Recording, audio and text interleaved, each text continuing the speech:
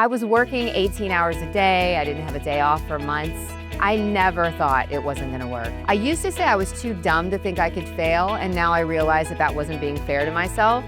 We had a community that was so excited to have anything. The neighborhood desperately needed it. And I think when people think about Gina Schaefer, they think about your book, Recovery Hardware.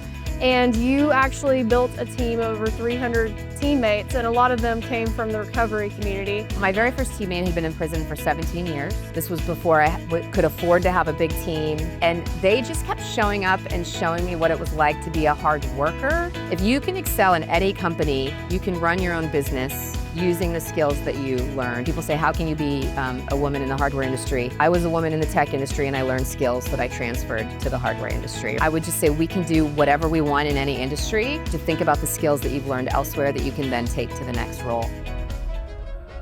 Welcome to the Grit Blueprint Podcast. I'm your host, Stephanie Couch. This is the spot where leaders talk about the stories, strategies, and systems that win in the building industry. We unpack how leaders and brands build their reputations and become unmistakable.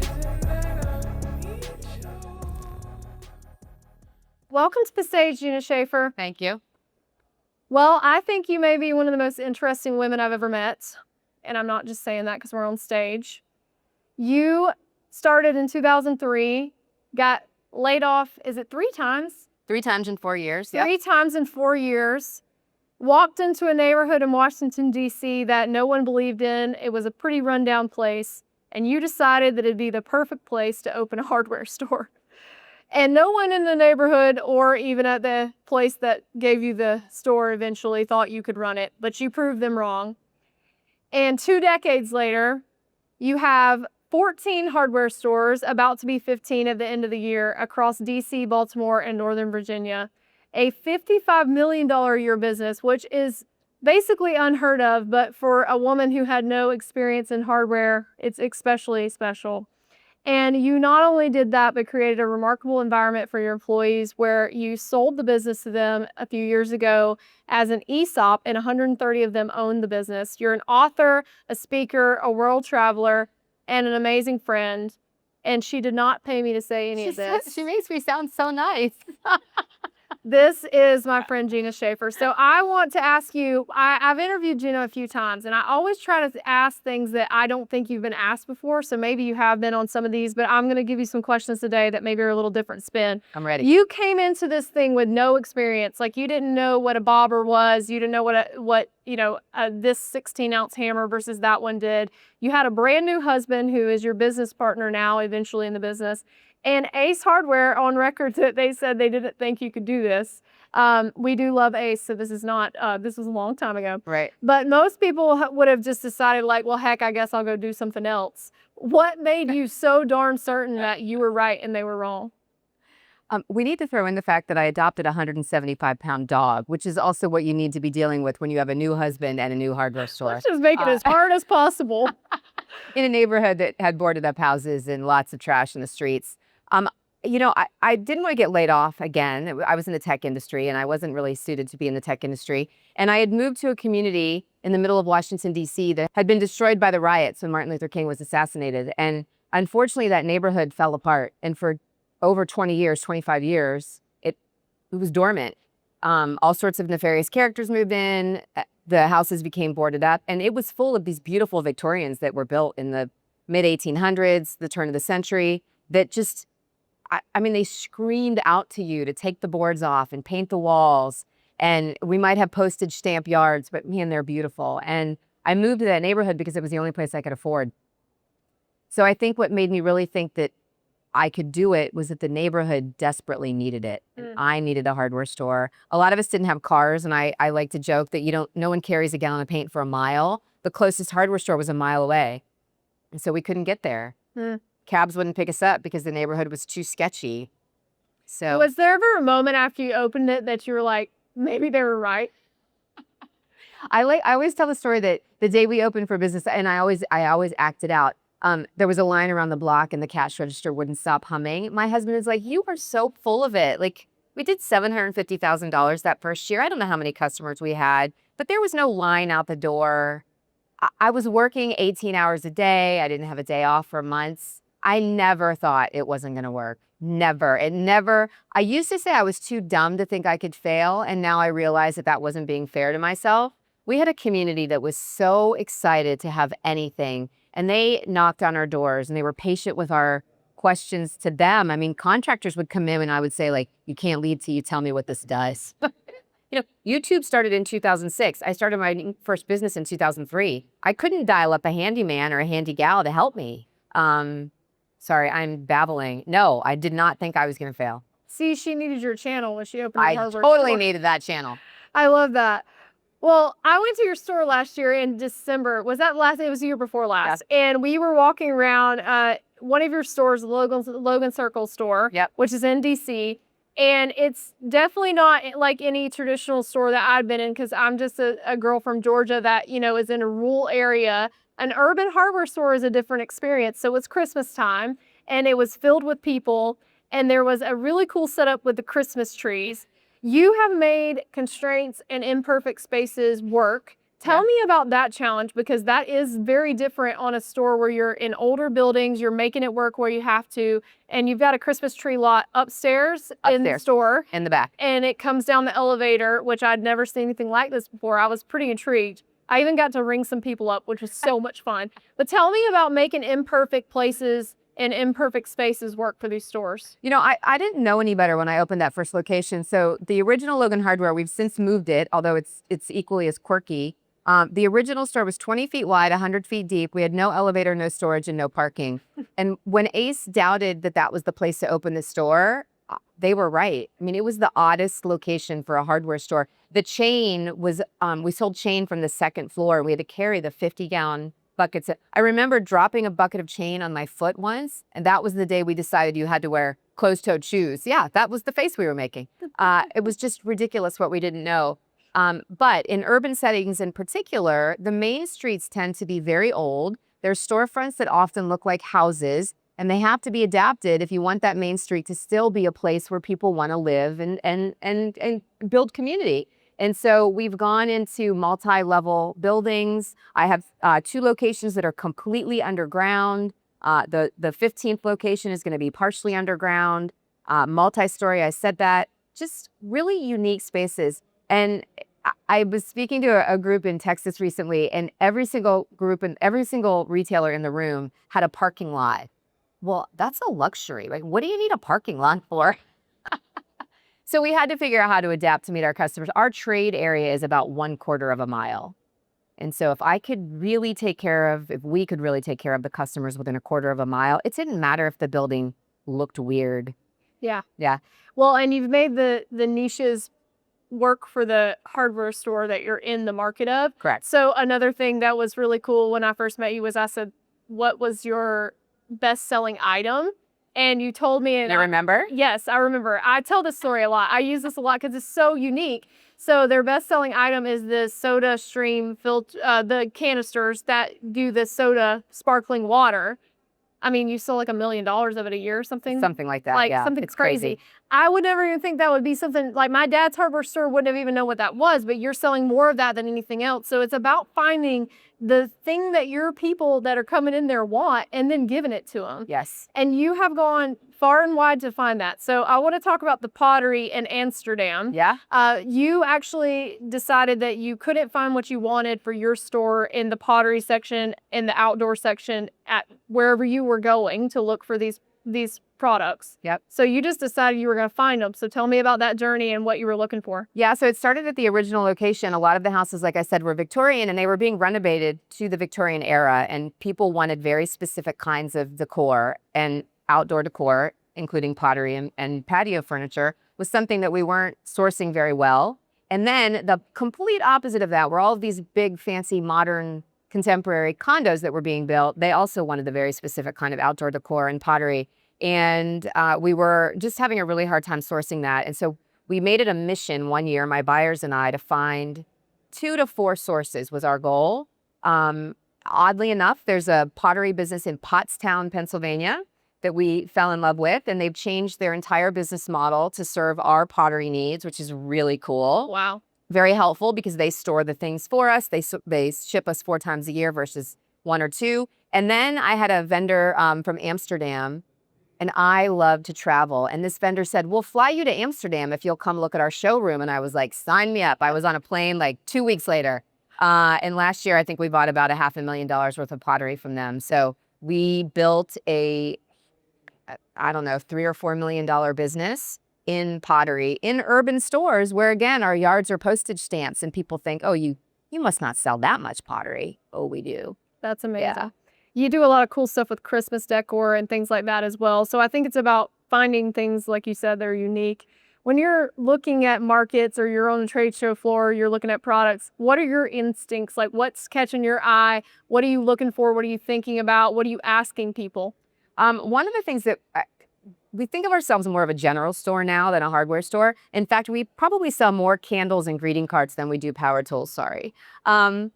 Because that's what our market's looking for. We rent more power tools because nobody wants to store a bunch of power tools in their small condo. And so what we often first look for are things that are maybe fashion forward, house decor related, trendy to some extent. And then after that, it would be the beefier hardware stuff, if you will. Yeah, I spent a lot of money when I came in there last time. It was not a good thing for me.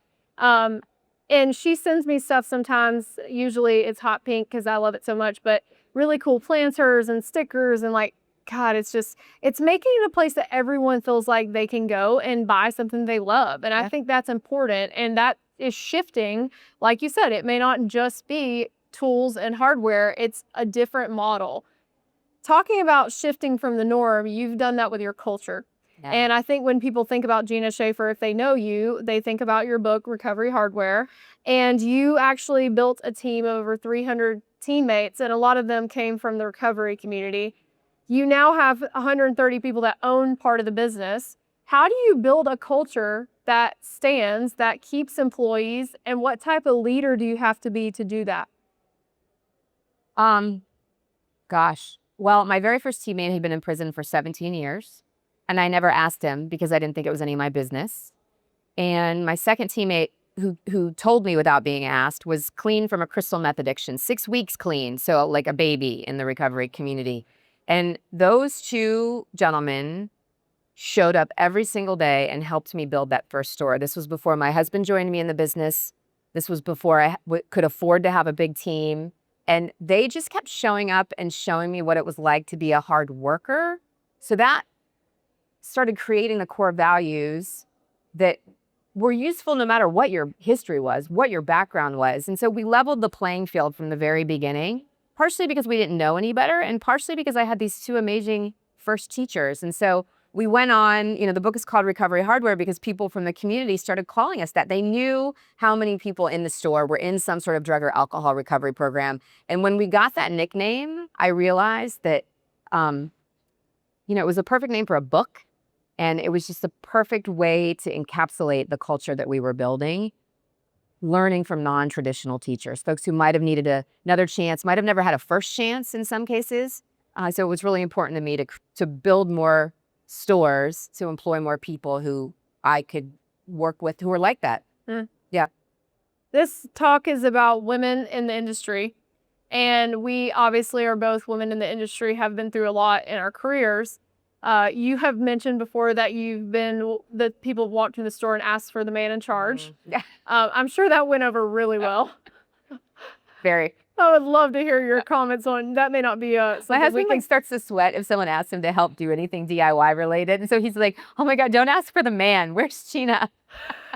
What did you do when people would say that? And I mean, you're constantly being overlooked and underestimated in that role when people say things like that. But you've proved everyone wrong, obviously, but still in a very male-dominated space. And you say that all of them are, and I guess that's probably true. So maybe like teaching. I don't think Maybe that's male-dominated. nursing, teaching. But what do you do with that as a woman that's in a space that maybe wasn't built for you? Well, first of all, I just never backed down. And most of us do. I mean, I'm sure I did when I was younger, but I had a lot of money on the line when I opened this business. And then I started hiring people whose livelihoods depended on it. I had a community who was very excited about us being there. And so me going home and crying because somebody wanted to talk to the dude in the plumbing aisle was not going to do any of us any good. The other thing that I think worked because we were hiring people who didn't have any DIY or construction skills. We all had to learn together.